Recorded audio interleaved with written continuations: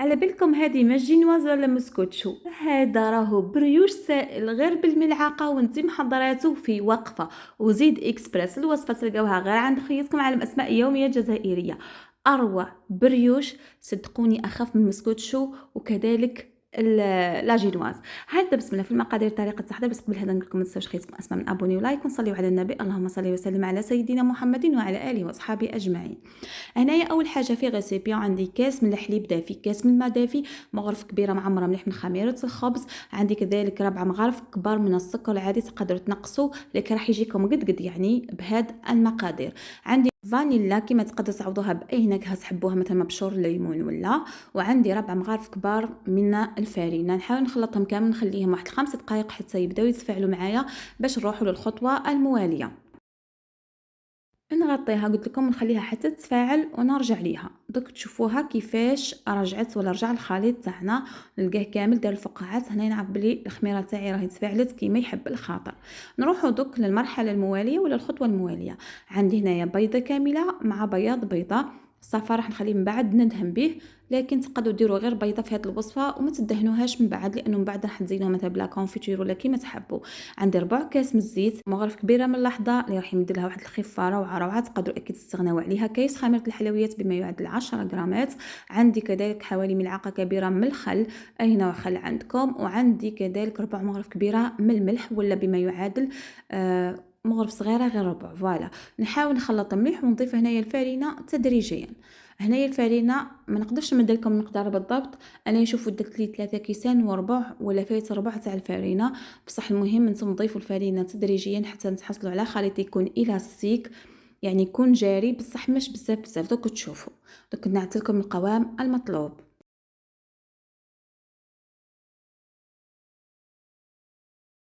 هنايا راني مزلت نعطيكم. شوفوا الفارينه كيفاش نضيفها حتى نتحصل على هذا الخليط، يعني يكون قلت لكم الاستيك ولا مطاطي وما يكونش يعني كيما تاع الكيك هكاك يعني جاري بزاف.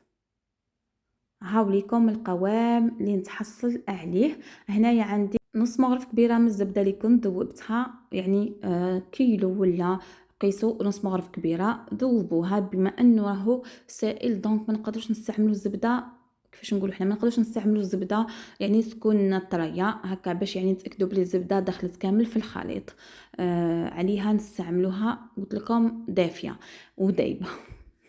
ان شاء الله بك تكونوا فهمتوا البنات. هاوليكم القوام المطلوب. هنايا مباشره انا راح نحطها في السنيوه ونخليها تخمر، مش نخليها تخمر في الغيسيبيون بعد في السنيوه، لا راح تدي منكم وقت هكذاك ويعني النتيجه راح تجيكم يعني في كل الحالات مليحه. هنايا عندي البلاطو هذاك 30 على 24 سنتيمتر، بصح اللي ما حبهاش عاليه بزاف يديرها في البلاطو 30 على 40 سنتيمتر راح تجيكم يعني مليحه، مش هابطه بزاف ومش عاليه بزاف. انا نحب البريوش هكا يعني عالي شويه. المهم صبيت الخليط، حاولت عدلو بكوبات ولا ملعقه كما تحبوا. صفر بيضه هنايا ندهنوا بها السطح، ما ضفت لها والو. تقدروا هنايا يعني قلت لكم ما تدهنوش كامل السطح وديروا هذيك البيضه كامل في الخليط تاعكم تاع البريوش.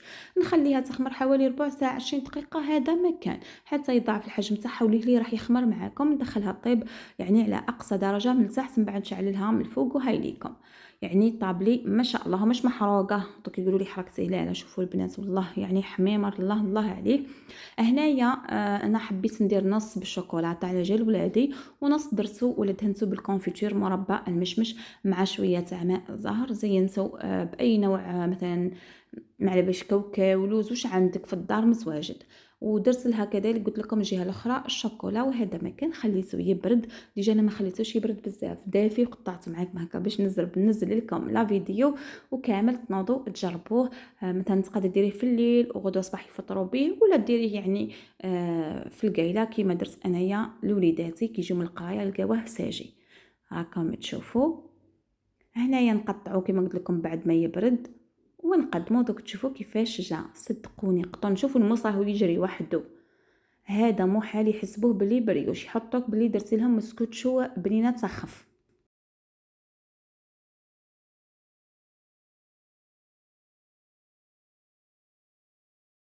شوفوا البنات كيفاش يجي يقطن وطالع في العلالي والبنه مش نورمال. نقول لكم قعدوا اوفياء راح تشوفوا ان شاء الله كل جديد المميز والبسيط وكذلك البنين. فقط ادعموا بس بلا